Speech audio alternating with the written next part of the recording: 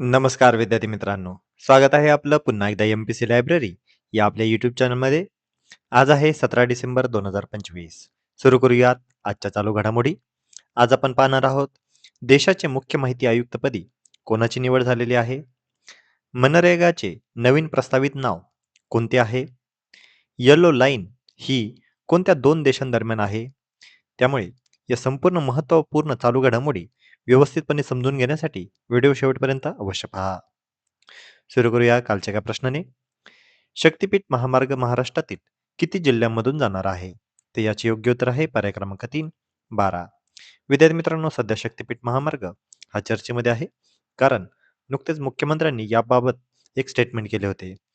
मग आपल्याला या महामार्गाबद्दलची संपूर्ण माहिती असणं खूप खूप आवश्यक आहे, कारण ज्या पद्धतीने समृद्धी महामार्गावर आपल्याला वेळोवेळी प्रश्न विचारण्यात आलेला आहे, तसेच आगामी काळामध्ये आपल्याला शक्तिपीठ महामार्गावर देखील प्रश्न विचारण्यात येऊ शकतो. त्यामुळे आपल्याला तो किती जिल्ह्यामधून जाणार आहे, कोणकोणत्या देवस्थानांना तो जोडणार आहे, याबद्दलचा संपूर्ण माहिती आपण कालच्या व्हिडिओमध्ये ऑलरेडी पाहिलेली आहे. त्यामुळे कालचा व्हिडिओ अतिशय महत्त्वाचा आहे, तो तुम्ही आवर्जून पहा. आता आपण आजच्या दिनविशेषला सुरुवात करूया. आज आहे 17 डिसेंबर. 17 डिसेंबर 1927 अखिल भारतीय संस्थानिक प्रजा परिषदेची मुंबई या ठिकाणी स्थापना करण्यात आली. 17 डिसेंबर 1927 हिंदुस्थान रिपब्लिकन असोसिएशनचे क्रांतिकारक राजेंद्रनाथ लाहिरी यांना ब्रिटिश सरकारने निर्धारित तारखेच्या 2 दिवस आधीच गोंडा तुरुंगामध्ये फाशी दिली. 17 डिसेंबर 1928 भगतसिंग, सुखदेव आणि राजगुरू यांनी British police officer James Saunders यांची लाहोर या ठिकाणी हत्या केली. 17 डिसेंबर 1905 भारताचे 6वे उपराष्ट्रपती आणि 11वे सरन्यायाधीश मोहम्मद हिदायतुल्ला यांचा आजच्या दिवशी जन्म. 17 डिसेंबर 1740 पेशवाईमधील पराक्रमी सेनापती चिमाजी अप्पा यांचे निधन. 17 डिसेंबर 1959 स्वातंत्र्य सैनिक, इतिहासकार आणि काँग्रेसचे नेते डॉक्टर भोगराजू पट्टाभी सीतारामय्या यांचे आजच्या दिवशी निधन. 17 डिसेंबर 1903 ऑरव्हिल आणि वेर्बल राईट यांनी उत्तर कॅरोलिना येथील किट्टी हॉकजवळ जगातील पहिले यशस्वी नियंत्रित आणि यांत्रिकरित्या चालणारे विमान उड्डाण केले. या दिवसाचे स्मरण म्हणून युनायटेड स्टेट्समध्ये राईट ब्रदर्स डे हा दिवस साजरा केला जातो. तर लक्षात घ्या, विमानांचा शोध जो राईट ब्रदर्स यांनी लावलेला आहे, त्यांच्या स्मरणार्थ हा दिवस साजरा केला जातो. तर अतिशय महत्त्वाचे असे आजचे दिनविशेष होते. आता आपण आपल्या आजच्या चालू घडामोडींना सविस्तरपणे सुरुवात करूया. प्रश्न पहिला. द बँकर मासिकानुसार 2025 मधील भारतातील सर्वोत्तम बँक कोणती. तर यासाठीचे पर्याय आहेत पर्याय क्रमांक 1 SBI, पर्याय क्रमांक 2 HDFC बँक, पर्याय क्रमांक 3 ICICI बँक आणि पर्याय क्रमांक 4 बँक ऑफ बरोदा. तर या प्रश्नाचे योग्य उत्तर आहे पर्याय क्रमांक 4 बँक ऑफ बरोदा. तर बँक ऑफ बरोदाला bank of the year award 2025 ने सन्मानित करण्यात आलेले आहे. द बँकर या मासिकानुसार ह्या पुरस्कार देण्यात आलेला आहे. कालच्या व्हिडिओमध्ये आपण जगातील सर्वोत्कृष्ट बँक हे पाहिली होती. आता आपण ही भारतातील सर्वोत्कृष्ट बँक ही पाहत आहोत. बेस्ट बँक इन इंडिया म्हणून याला आता मान्यता मिळालेली आहे. द बँकर जागतिक बँकिंग क्षेत्रातील उत्कृष्ट कामगिरीला सन्मानित करते. हा पुरस्कार 3 डिसेंबरला लंडन येथे जाहीर झालेला आहे. जगातील सर्वोत्तम बँक कोणती आहे. तर DBS बँक सिंगापूर आणि भारतातील सर्वोत्तम बँक आहे बँक ऑफ बरोदा. पुढचा प्रश्न. 14 वर्षांखालील मुलींना हेडस्कार्फवर बंदी घालणारा देश कोणता. तर यासाठीचे पर्याय आहेत पर्याय क्रमांक 1 ऑस्ट्रिया, पर्याय क्रमांक 2 फ्रान्स, पर्याय क्रमांक 3 जर्मनी आणि पर्याय क्रमांक 4 स्वित्झर्लंड. तर या प्रश्नाचे योग्य उत्तर आहे पर्याय क्रमांक 1 ऑस्ट्रिया. तर ऑस्ट्रियाने शाळांमध्ये मुलींना हेडस्कार्फवर आता बंदी घातलेली आहे. ऑस्ट्रेलियाने 14 वर्षांखालील मुलींना ही अशी बंदी घातलेली आहे. 11 डिसेंबर 2025 रोजी संसदेत त्यांचं बिल मंजूर झाले. देश आहे ऑस्ट्रिया. अंमलबजावणी सप्टेंबर 2026 पासून होणार आहे. 14 वर्षांखालील मुलींना ही बंदी असणार आहे. याचे कारण काय. तर मुलींच्या स्वातंत्र्याचे संरक्षण आणि लिंग समानता. इस्लामिक परंपरेनुसार डोके झाकणारे हेडस्कार्फ घालण्यावर बंदी घालण्यात आलेली आहे. सार्वजनिक आणि खाजगी शाळांवर ही बंदी लागू असणार आहे. 2019 मध्येच असाच कायदा केला होता, मात्र तो कालांतराने रद्द करण्यात आलेला होता. परंतु आता मात्र ते संसदेमध्ये तो कायदा पुन्हा एकदा मंजूर झालेला आहे. त्यामुळे लक्षात घ्या, वन लाईनर या घटकामध्ये आपल्याला पुन्हा एकदा प्रश्न विचारण्यात येऊ शकतो की कोणत्या शाळांमध्ये किंवा कोणत्या देशातील शाळांमध्ये मुलींना हेडस्कार्फवर बंदी घातलेली आहे. तर देश आहे ऑस्ट्रिया. पुढचा प्रश्न, येलो लाईन ही कोणत्या दोन देशांदरम्यान आहे? तर यासाठीचे पर्याय आहेत. पर्याय क्रमांक 1 इस्रायल लेबनॉन, पर्याय क्रमांक 2 इस्रायल गाझा, पर्याय क्रमांक 3 गाझा इजिप्त आणि पर्याय क्रमांक 4 इस्रायल जॉर्डन. तर या प्रश्नाचं योग्य उत्तर आहे पर्याय क्रमांक 2 इस्रायल गाझा. तर येलो लाईन ही आता इस्रायल आणि गाझा या दोन देशांदरम्यानची आता नवीन सीमारेषा असणार आहे. तुम्ही बाजूच्या चित्रामध्ये ती येलो लाईन पाहतच आहात. येलो लाईन ही काय आहे? तर उत्तर दक्षिण दिशेने विभागणारी एक काल्पनिक रेषा आहे. कोणते दोन देश आहेत? इस्रायल आणि गाझा. गाझा म्हणजे थोडक्यात आपण पॅलेस्टाईन असं कन्सिडर करू शकतो.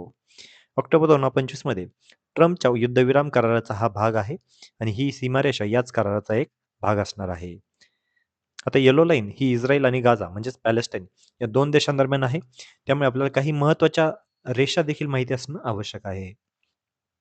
पहिली ड्युरंड लाईन पाकिस्तान आणि अफगाणिस्तान या दोन देशांदरम्यानची ही लाईन आहे. रेड क्लिफ लाईन ही भारत आणि पाकिस्तान या दोन देशांदरम्यानची लाईन आहे.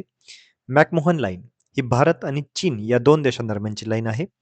24वी समांतर लाईन ही भारत आणि पाकिस्तान दरम्यानची 1965 ची युद्धबंदी लाईन आहे. येलो सी म्हणजे लाईन ऑफ कंट्रोल ही भारत आणि पाकिस्तान या दोन देशांदरम्यानची जम्मू आणि काश्मीर या राज्यातील ही लाईन आहे.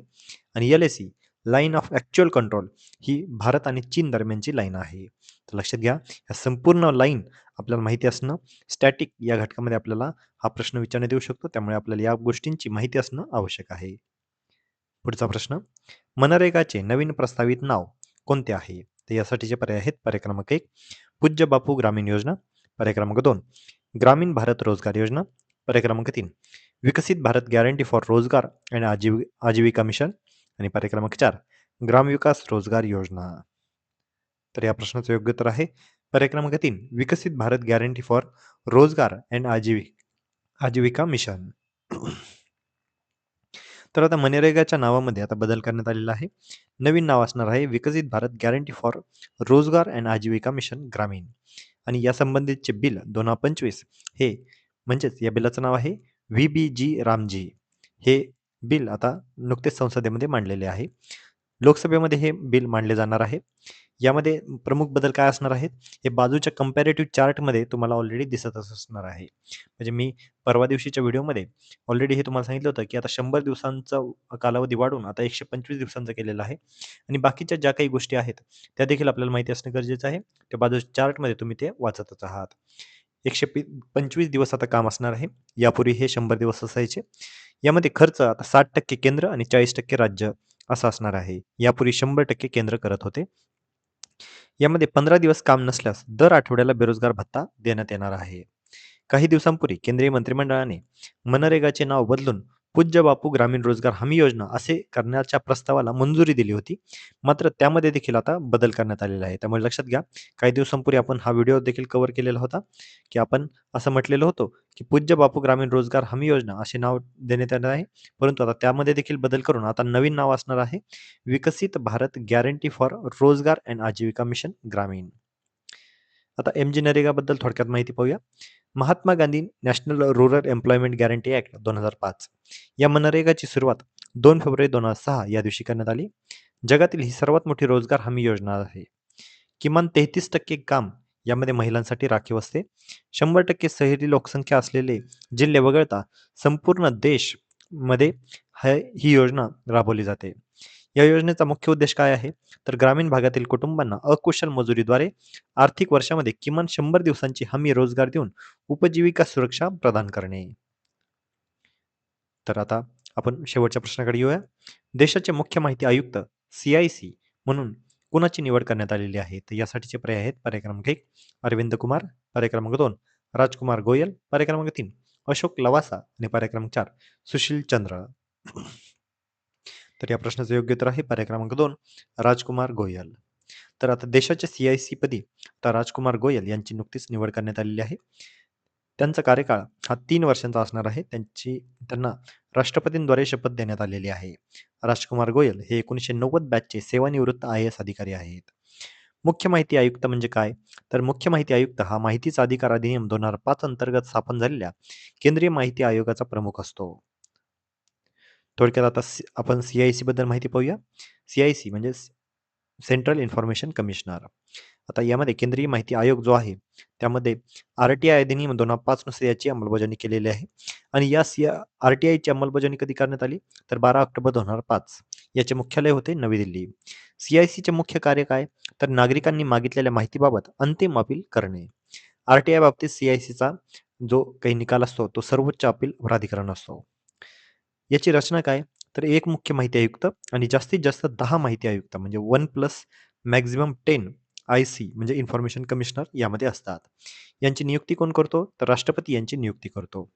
आता यांची नियुक्ती करण्याअगोदर यांना शिफारस कोण केली जाते? म्हणजे कोणाची निवड करायची यासाठी एक शिफारस समिती असते. या समितीमध्ये पंतप्रधान हे अध्यक्ष असतात.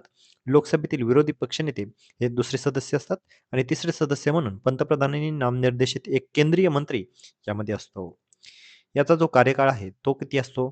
तर 5 वर्ष किंवा वय वर्ष 65 वर्षपर्यंत म्हणजे जे आधी होईल ते. लक्षात घ्या यामध्ये पुनर्नियुक्तीची घटना नाहीये आणि हे जे काही पद आहे सी-आय-सी हे घटनात्मक नसून ही एक स्टॅच्युटरी बॉडी आहे म्हणजेच वैधानिक संस्था आहे. हे देखील आपल्याला लक्षात घेणं गरजेचं आहे. तर विद्यार्थी मित्रांनो, अतिशय महत्त्वाचे असे आजचे एकंदरीतच चालू घडामोडी होत्या आणि आपल्याला वेगवेगळ्या योजनांची नावं असतील किंवा वेगवेगळ्या चालू घडामोडीच्या घटना असतील हे आपल्याला माहिती असणं आणि आपण अपडेटेड राहणं हे खूप खूप गरजेचं आहे. कारण आगामी काळामध्ये परीक्षांचा जे काही स्वरूप बदलते आहे, त्या बदलत्या स्वरूपानुसारच आपण आता चालू घडामोडींना आपण कव्हर करत असतो.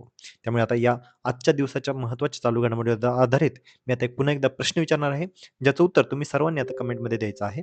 प्रश्न आहे, एम-जी नरेगा या योजनेची सुरुवात ही कधी करण्यात आली? तर यासाठीचे पर्याय आहेत पर्याय क्रमांक 1 15 ऑगस्ट 2005, पर्याय क्रमांक 2 12 ऑक्टोबर 2005, पर्याय क्रमांक 3 2 फेब्रुवारी 2006 आणि पर्याय क्रमांक 4 12 एप्रिल 2006. तर या प्रश्नाचं योग्य उत्तर तुम्ही सर्वांनी आता कमेंटमध्ये द्यायचं आहे. जे कोणीही विद्यार्थी या प्रश्नाचं योग्य उत्तर कमेंटमध्ये देतील त्याच्या कमेंटला नक्कीच लाईक देखील देण्यात येईल. तर विद्यार्थी मित्रांनो या होत्या आजच्या चालू घडामोडी. तर अशाच अधिकाधिक इन्फॉर्मेटिव्ह कंटेंटसाठी आपले एम-पी-सी लायब्ररी या यूट्यूब चॅनलला सबस्क्राईब करायला अजिबात विसरू नका. धन्यवाद.